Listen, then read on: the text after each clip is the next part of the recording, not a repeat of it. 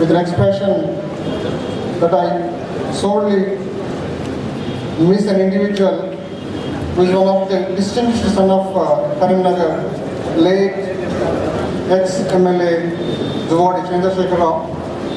He was a good friend of mine, and he started, he was a key participant of Telangana agitation in the 1969, and later became a part of Telangana agitation until his death. I sorely miss his presence during my visit here. And the next segment of my moderation is taking Telangana movement forward.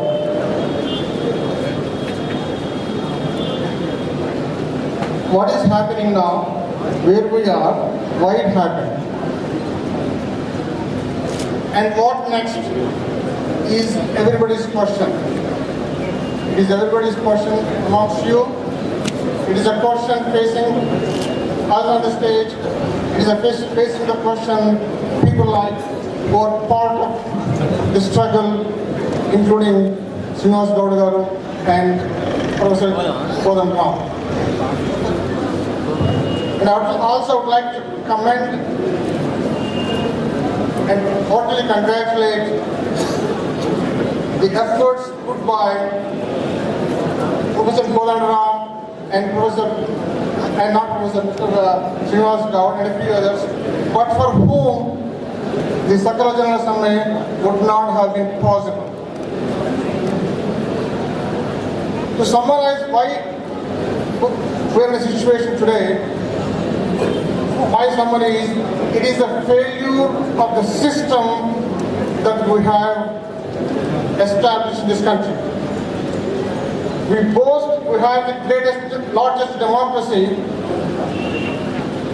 but the elected representatives feel we are not accountable to the people, but we are accountable to the leaders. That is the tragedy we have today, and that has to change.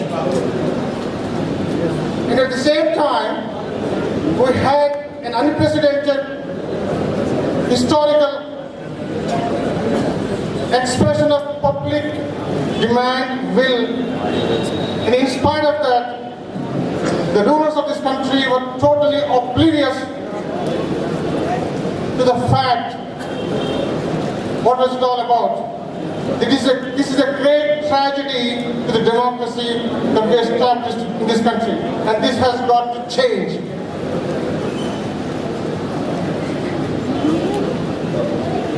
Now, the burning question is whether we should continue the movement, or if we decide to continue the movement, how to continue the movement. That is another question we are all facing. Some people ask a person, it is important to keep the flame burning. And he said, we don't need to keep the flame burning. It is burning in every heart of Telangana person. And we need to find the answers for our struggle soon. I had an opportunity to interact with politicians in the last few days. I've been here only for 1 week, but I asked an MLA, I asked her, why were you not able to come out defying the leadership? The MLA is in opposition. You know what the answer was? The people have short memory.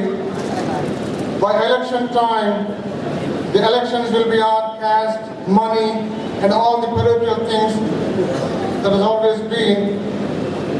So it is not a big thing that we are worried about on the election day. That is the kind of comfort they have still after this much of struggle we had already had.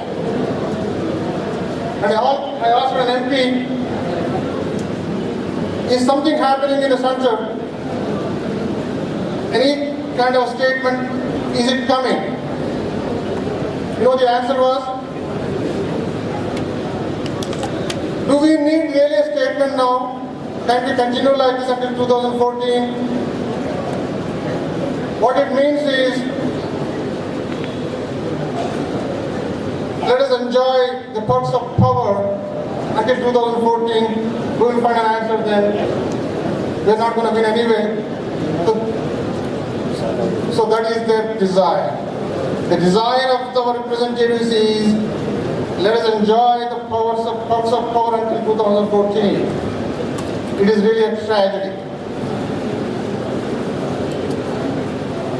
I asked a good number of Congress people who have been representatives, మీరందరూ చేస్తారా అని అడిగాను అన్నట్టు. అట్టట్లయితే we are still committed to Telangana. Tell me how. They don't have an answer. I asked one question. Is your name written off Telangana for Congress? You know what the comfort was? You know, we will still form a UPA government no matter what happens in Telangana. That is their logic to ignore Telangana today. Even the party that wins in Telangana would be part of our EPA. That is the comfort they have. It is difficult to understand the logic, but it's still possible. We need to recognize and we need to prevent such possibility. The weakness of the opposition has become the strength of the party. That is really a tragedy for the democracy in this country.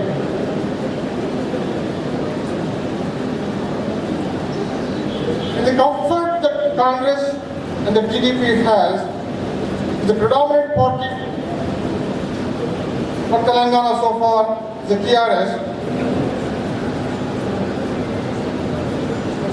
And the last two elections, the performance of the party has been substandard, and the comfort level is the irrational conduct of the leadership may continue. So that is what our comfort level is. So we as people, we as informed intelligentsia on the stage here, need to prevent such possibilities. The past practices of the certain parties should not happen. That is our hope, and that is our struggle for the next 2 years. And I would like to ask Professor Kodamram to express his opinions as the political Joint Action Committee chairperson, to share his thoughts with all of us today. And I thank the organizers of this meeting today. Of course, I am one part of it. Thank them for the opportunity to speak before you all, to share my thoughts with you all. Thank you again. Jai Telangana. Now, Professor Kodamram garu మాట్లాడతారు. Before that tea news మా సోదరుడు TV Srinivas గారిని వేదిక మీద రావాల్సిందిగా కోరుతున్నాను.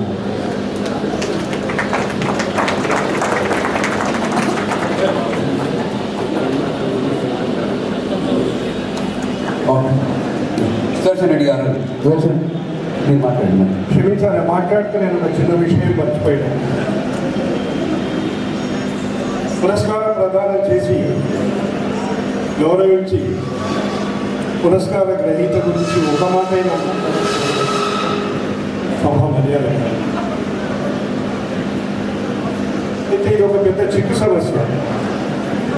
నేను వయసులో ఆయన కంటే చాలా చిన్నవాడిని.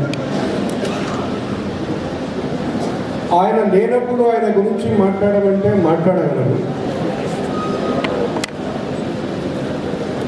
ఆయనను కూర్చోబెట్టి ఆయన గురించి, ఆయన గుణగణాల గురించి మాట్లాడితే ముఖస్థుతి అవుతుందేమో అని చెప్పి అనుకొని నేను ఎక్కువగా మాట్లాడాను. కానీ ఒక మాట చెప్తాను,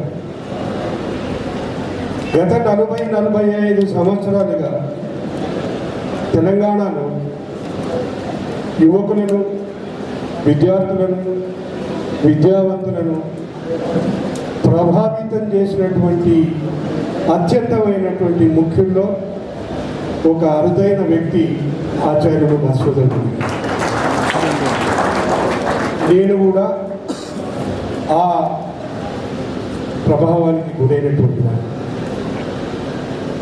న్యాయమూర్తిగా ఒకవేళ ఏమైనా మంచి పనులు చేస్తే, మంచి తీర్పులు ఏమైనా రాస్తే వాటి వెనుకాల